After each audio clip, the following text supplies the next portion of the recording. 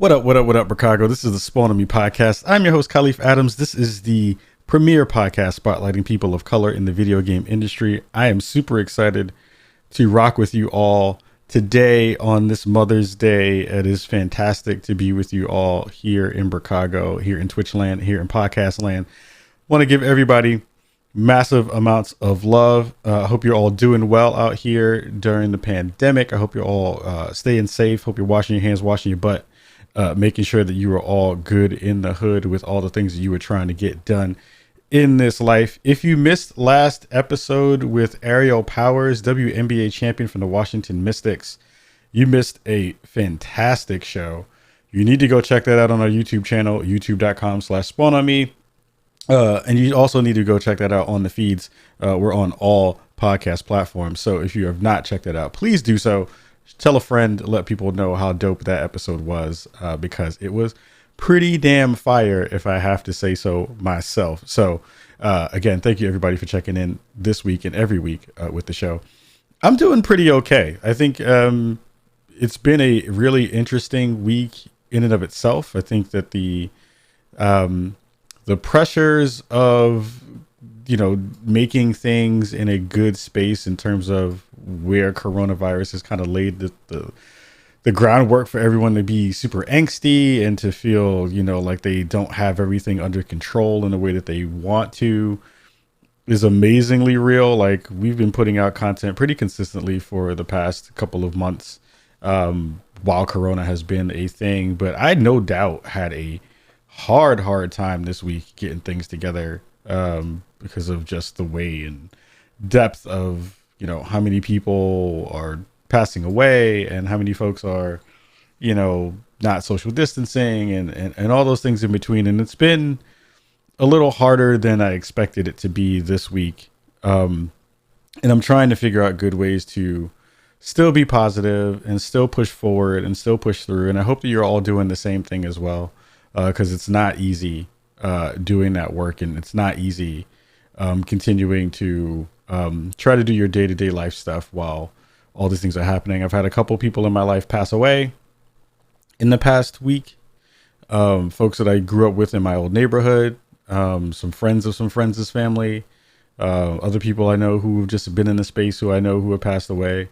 And it's been really hard. Like, I'm not gonna lie. It's been a very difficult couple of weeks to put good energy out to everybody in the world, and to feel good about the future of how things are kind of pushing forward. So for anybody who was shared good words with me on the internet or shared good thoughts to the work that we do here, don't think that has gone unseen. It is something that is absolutely appreciated and absolutely felt in my heart, and I mean that with with everything that I put out in this world. I hope you again are taking time to kiss your loved ones, give them love. Make sure that you are paying attention to your own self, your own body, your own needs, the things that you were kind of thinking about and feeling and looking to find yourself some form of equilibrium out here. It's a lot of stuff. It's a lot of stuff that's happening. And I think that, to be able to do what you want to do in good ways, is important. And I think you have to take the time to figure out how you can attack some of this stuff in ways that feel fulfilling. So that was a lot to say. I hope you're all doing okay. I hope that you're all, finding good energy in what you can be able to put out and can be able to absorb and can be able to ingest. It was really nice to have a break with the Erykah Badu and Jill Scott battle on IG Live the other night. That was a nice version of getting away from it while also being hit right in the face with the realities of where we're at. It was a nice change of pace to be able to see all that good, wonderful blackness happening in one space with almost, with over 500,000 people tuning into that event. And it's been so nice to be able to kind of disconnect from the world and have good content like that be in the space too. So it's like it's been a long week. It's been a long week. But with that said, with long weeks being long weeks and all those things being in those spaces, and in those places, I do want to say that in terms of gaming stuff this week, we had a pretty cool week. Like there was some pretty awesome details that got laid out this week, and I want to talk about them this week in the 411 because I think there's a lot of cool meat to jump into. So let's dig into the 411, and we'll talk about that after the bumper.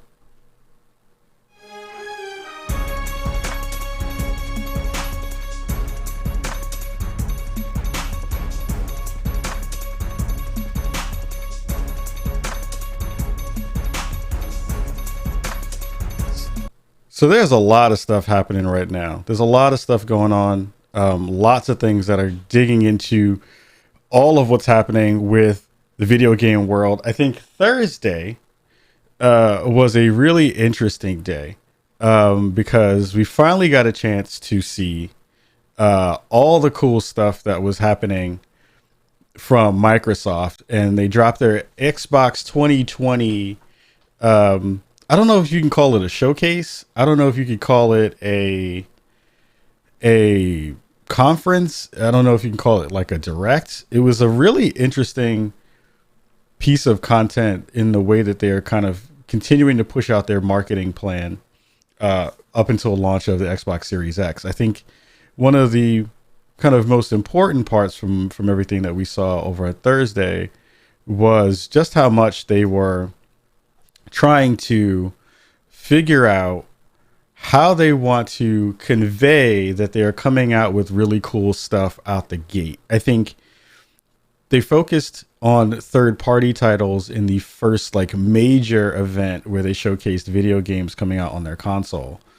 I think what wound up happening during the whole process was the messaging that happened directly with the ideas around what they wanted to show and what they actually showed were very, very different. There was a lot of conversation around this being a bunch of gameplay that you were going to see for the first time coming from Microsoft, not studios, but studios working with Microsoft on the platform. And I'll have to say, like, there were lots of different things that kind of popped up during the show that left me kind of wanting more. I think that there were a lot of good trailers that popped up out of that. I think that there were a lot of interesting titles that we saw kind of coming to the stage and being a part of that mix. I think that was pretty good. I do think that the titles that they showed, there's always this really interesting space that you dig into once you are trying to convey what quote unquote next gen is supposed to be.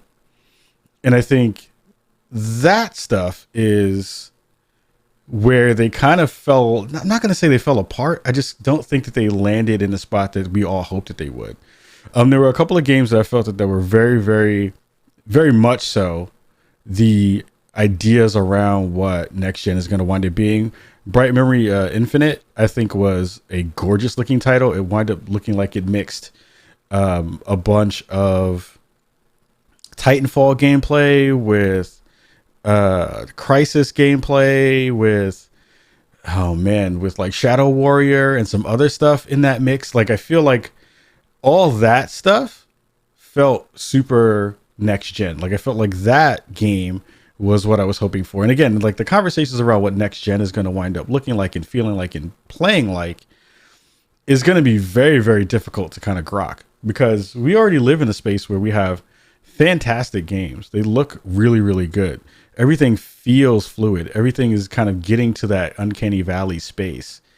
But it kind of redefines itself when you don't have as high of a ceiling to hit to kind of make those things showcase themselves and set themselves apart from the idea that you have in your head versus what the actual game is going to look like. So I feel like there's a part of that conversation that still has to kind of be defined, and we don't know what that definition is actually going to look like yet. there were some other games within that section of footage that they showed that I thought were really interesting, and I wrote a couple of them down, the ones that I thought were going to be kind of cool. There was one called Scorn, which was this really interesting Geiger-esque game. It felt a lot like the Geiger art style mixed within this kind of psychological thriller. That seemed to be very, very, very cool. There was another game called they actually showed Vampire the Masquerade 2, which I have not played any of the other games. I haven't played the previous ones, but it was intriguing the way they kind of positioned it and kind of played it out on screen. It felt more open. It felt like a much bigger world in a lot of ways. It felt like it was going to be something that was more expansive, which I like. I think that that's going to be pretty cool to be able to see that as a game in that space. But it is one of those things where nothing really screamed next gen to me. And I think that that's a problem that you wind up facing again at the beginning of a cycle, right? You get a lot of runoff and you get a lot of connective tissue between what the previous gen looks like and then what the next version of the gen looks like. So like there were games in that montage showcase that didn't really do any of that stuff at all, to be honest. Like they showed Madden 21. Madden looked exactly the same than what I expected that game to look like, which was really disappointing in a lot of different ways. And it's weird. I was talking to a friend of mine the other day about just like, what exactly is next gen, right? I remember in 2008, there was a Michael Vick Nike commercial that was all done in CG.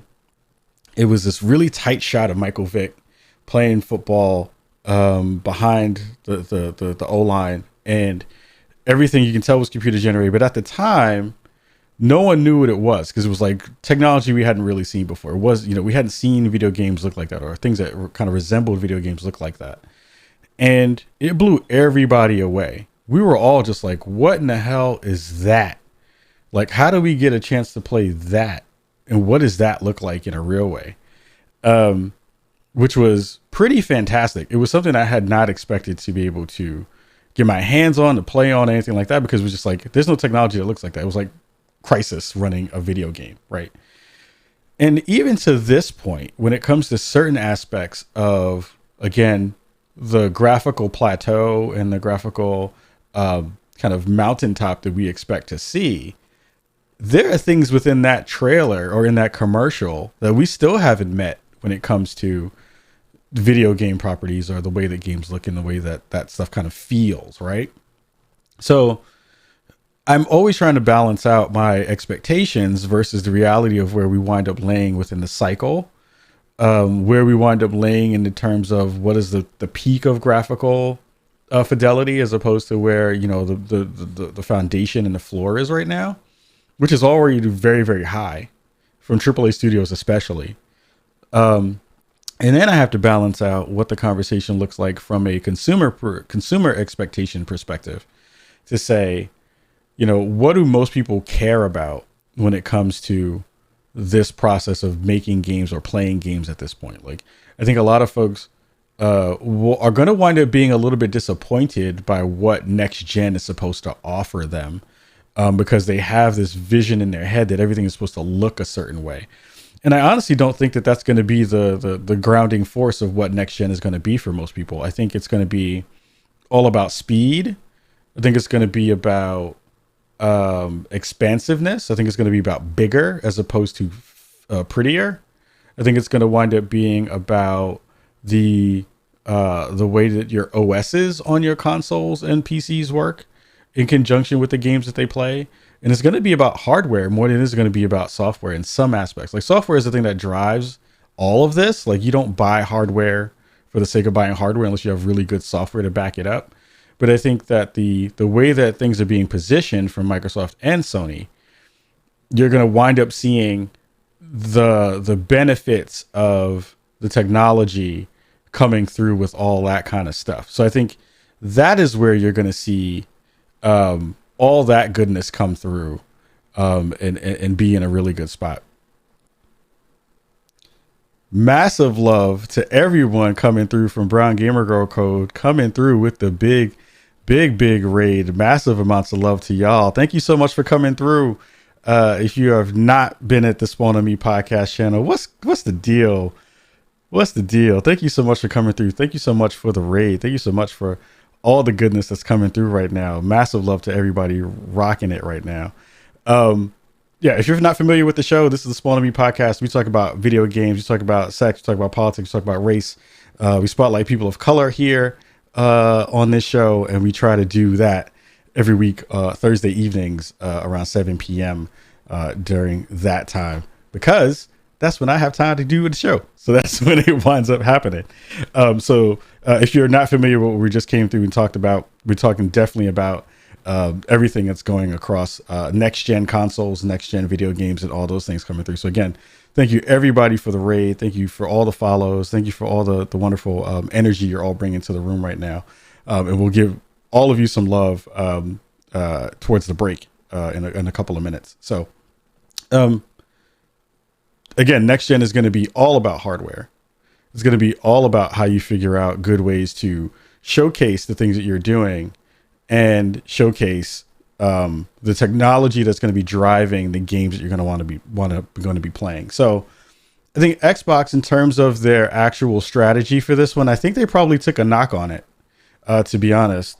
I think the beauty of where they wind up landing is that it's probably around like a 7 in terms of 7 out of 10-ness.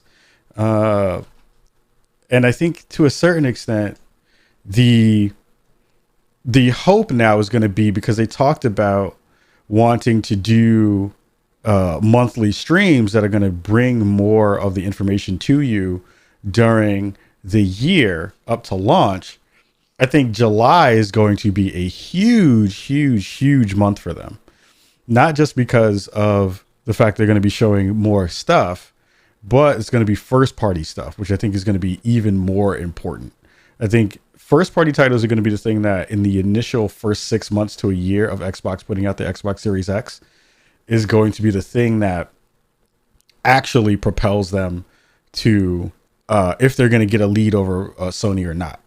Like, if they're not going to get a lead over Sony at this point, after not really pulling it from the first year or from the first generation, from last generation, this is the way they need to do that. They need to come out of the gate super strong and really forceful and say, we're going to have all these really dope games coming out and kind of showcasing the power that they've been touting about this console.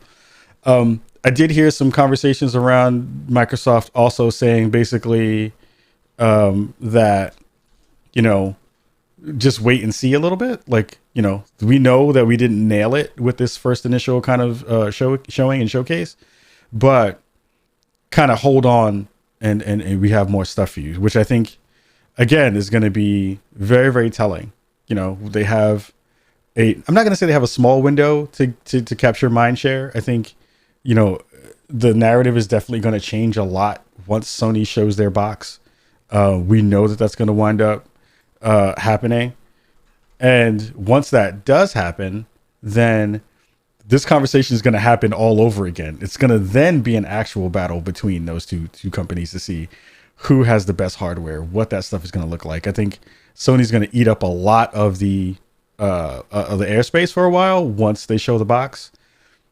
But then we get to have real good conversations about what games are going to look like, what things are going to play like, how things are going to feel. Because if you remember, even a couple of weeks ago, Microsoft had a huge lead in terms of mindshare and in terms of conversation. But as soon as Sony showed the PS5 controller, the DualSense, all that energy kind of went out the window. And there were people who were on both sides, but it was still a huge push for Sony to kind of get what they thought that they needed in that initial kind of thrust, which is going to be very important to everything involved for next gen for them. Next up is all about Mortal Kombat. Mortal Kombat is going to be very cool for multiple reasons. Because I think what's going to wind up happening for a lot of people is that if you've not been on the fence for Mortal Kombat, if you've not really been in the space for it, you're going to have lots of cool things to play with, which I'm actually pretty excited for. Our work is finished, Luke. I'm not going to play the audio for that, so whatever. Mortal Kombat. Their new trailer they just dropped about MK Aftermath, which is going to be all story-based content, which is going to be fantastic. I am very, very excited about this. I am a huge Mortal Kombat fan. If you've been following the work that I do here at Spawn and Me, you know I'm a huge video game fan and a huge Mortal Kombat fan, especially. I think that them not just dropping another content pack is very, very smart. I think they had some things on the table that they didn't drop before, which I think is going to be very interesting as well. Like them not just having more, character packs and more DLC in that form and fashion, while also giving you a couple of players to dig into. So you have Fujin, who is amazing, Master of Wind, who is he was in at least 3 other games before that, and then kind of disappeared. Shiva, who is amazingly dope. The character who plays her, or the person who plays her, is hella fine. I'm just saying that out loud anyway because it's true. And the thing that is going to bring this together for me in a real way is the fact that they have not decided, they've decided that they're going to push forward and extend the life of this game. It's very difficult to, in a fighting game sense, to push the narrative forward in ways when you've kind of landed it in a good spot. Like the end of the Mortal Kombat 11 campaign was satisfying. It was super good. It's always been good. Their story content has always been really, really cool. But now with them kind of adding in characters or pulling characters back in through lore, through story content is a very different way to do a video game fight, to do a fighting game. And then having surprise characters like RoboCop come out and be a part of that, iconic characters like RoboCop, is a totally different thing.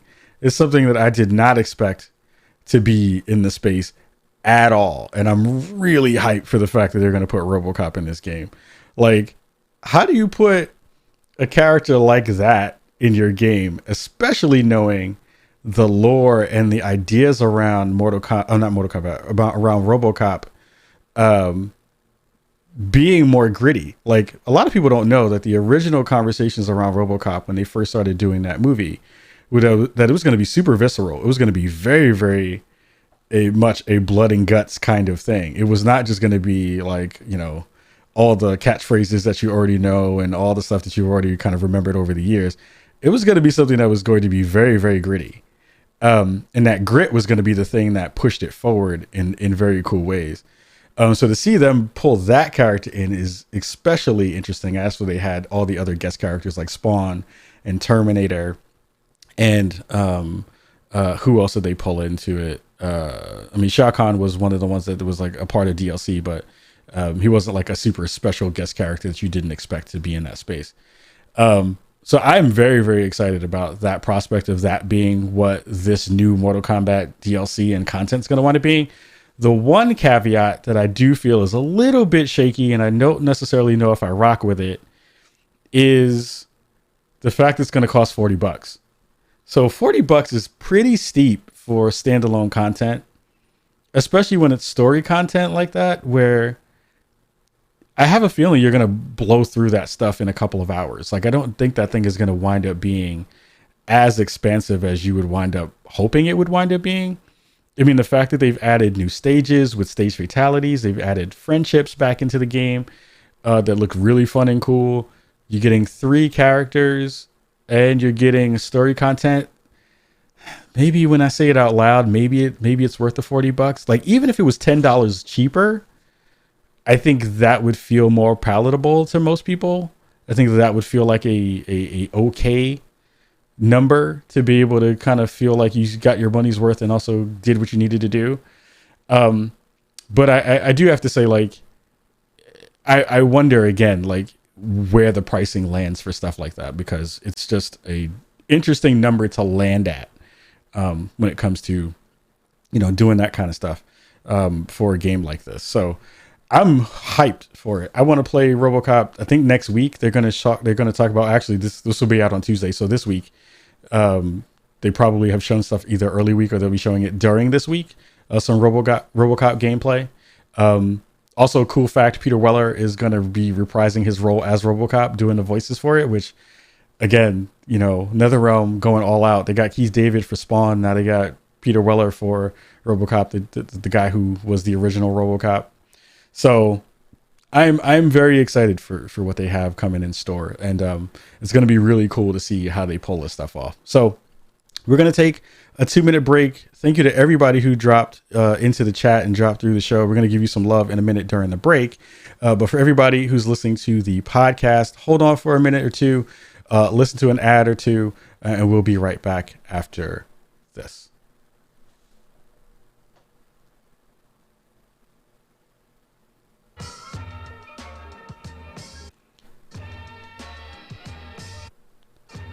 What the deal be, everybody in the chat? Yo, thank you so much again, Brown Girl Gamer Code, for coming through with the big old fat raid. Shout out to Sprinkle Theory, shout out to Chaotic Soul Zero, Gaming Diva, and Just Streams so much for the follows and for the love. Shout out to Danger UXO as well, Pixel Junkie who came through as well, the Move Party as well, and shout out to everybody in the chat right now coming through. Boss Geekery, I see you. Diva, I see you. Rimp NC, I see you, fam. Infamous, I see you. Everybody else who came through right now, massive love to y'all for coming and hanging on this impromptu Sunday morning or Sunday afternoon stream. I'm going to be rocking with the dope folks over at Glow Up Games a little bit later on, around 6:30 PST. If you're not familiar with them, they are doing a video game around HBO's Insecure. If you missed that episode, we had them on the show a couple weeks ago. They're going to be doing a watch along, and I'm going to be rocking with them watching the show while we do a watch along about Insecure. So if you've not seen that, then you need to definitely come and check that out, because that's going to be a lot of fun, and it's going to be super, super cool. So I'm rocking with that. That's going to be fantastic, and I'm hyped for it. So how am I doing? I'm doing okay. Thank you for asking, boss. I appreciate that. This is going to be a short show. We have one more segment after this.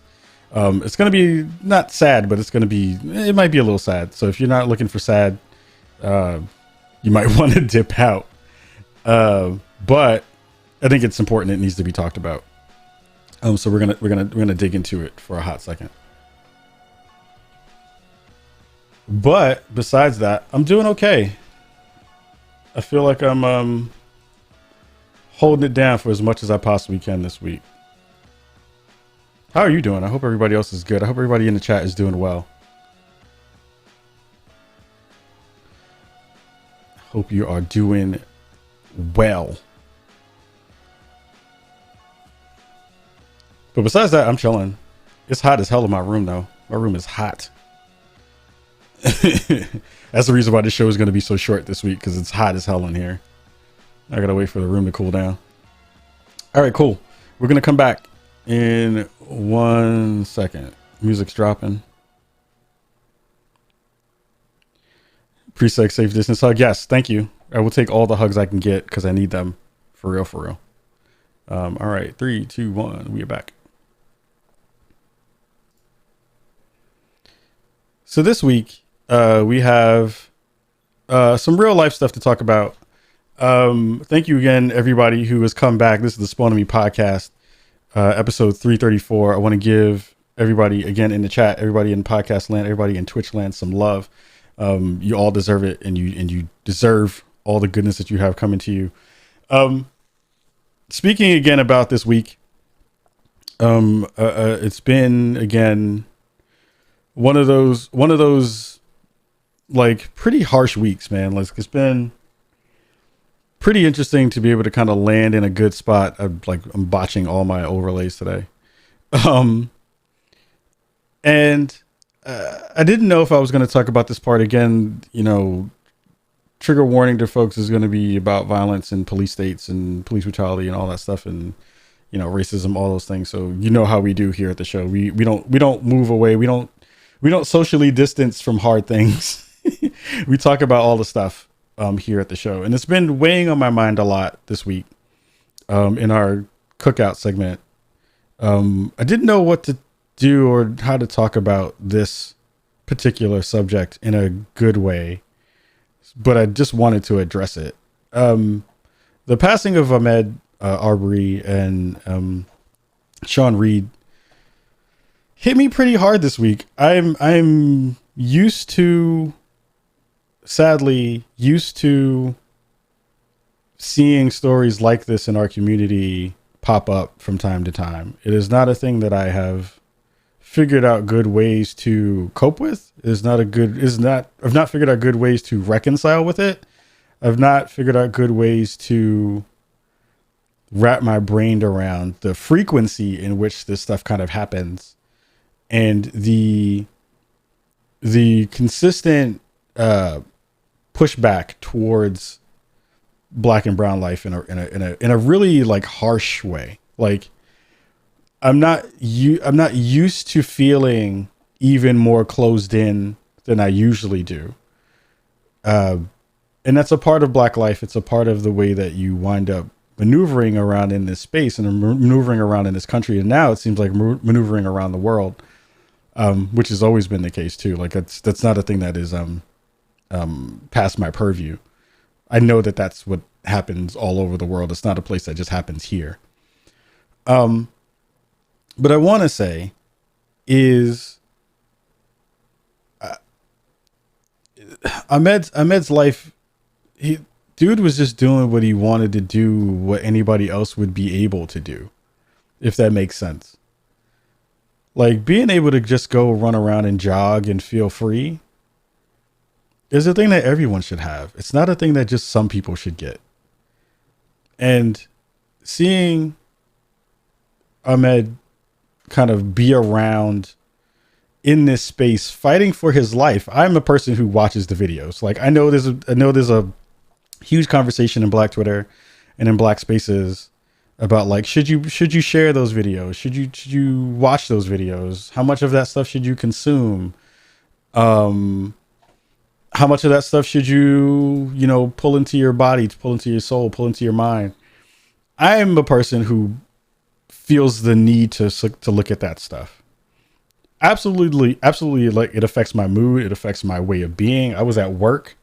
Cause I'm at home while I'm working, but I'm like seeing the scuttlebutt of this thing that's happening. And I'm like, all right, let me go look at it to see what, and here, oh man, here's the thing that's heartbreaking is that every time a new thing like this happens and I go to see the video, the first thing I already know before I even click play on any of these things is that I know for the most part, 98% of the time,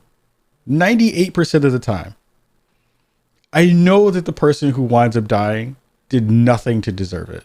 It was never put in a position where the other person felt at risk, or never was in a position of actual power to actually do harm in a way that the other person, the killer, the murderer, the assaulted, in their mind felt. Like I know that there is no connection between the amount of fear that person had and the actual amount of danger that was in that moment. I know that thing is never really this one-to-one. I know it's not. I know because I've seen fear work in white spaces. And fear working in white spaces is infinitely more dangerous than the actual danger that people wind up finding themselves in. And to me, that is the part that is the most mind-boggling thing to have to reconcile with as a person who loves my people, who knows that we are just trying to get through the day, trying to just make shit happen and go to work and be with our families, be good human beings and do all that shit. But to see fam literally running down the street, and then seeing these two trucks in the street, in the fucking street, just waiting to be there for something to happen. It hit me with like such a hard hit this week. You know, I see you, Boss Geekery. I see what you shared in the chat. Like, yes, I agree. And y'all are family. Y'all are my community. We're all community here. Like, you know, and I know that there's a lot of bullshit that goes along with all of it. We all know that the conversation always winds up turning, and it's turning today, especially towards the whole, like, how do we want to demonize the person who wound up getting killed? That narrative is already brewing already. And then seeing the brother Sean Reed, you know, die as well, who you can tell absolutely had some mental issues going on. You can see it in the way that he's calling out for help. Like, people don't do what he did unless you're actually reaching out for help. It may not be in the same ways that you would think that they would be, and it may not be in the ways that you hope that they would be. But that incident, when you look at the entire video, that brother was asking for help. He was running away from the cops. Absolutely. He was running away from the cops, doing something not smart. But in the video, when he's talking to the people who are looking at his live stream, he is asking for help. You can tell he's crying out for it.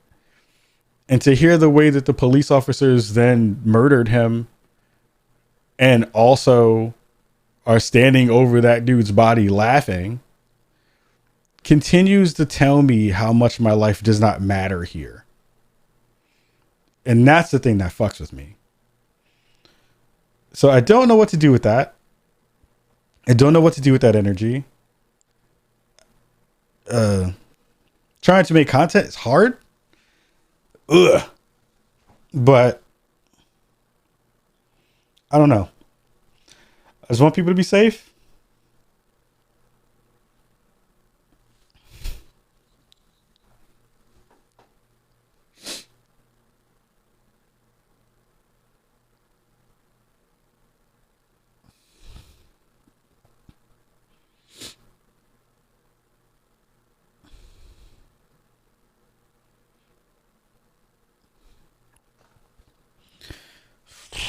Man.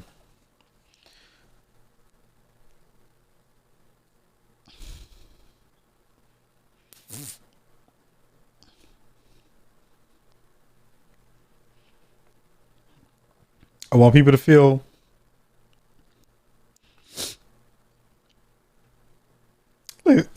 fuck. I want people to be able to do what they can do and feel okay.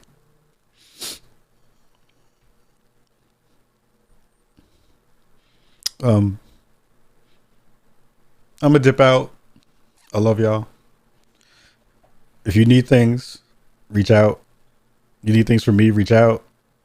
My DMs are open. Keep pushing, keep trying. Keep feeling like you can be who you are and do what you need to do. And yeah, I'll see y'all next week. I'm out.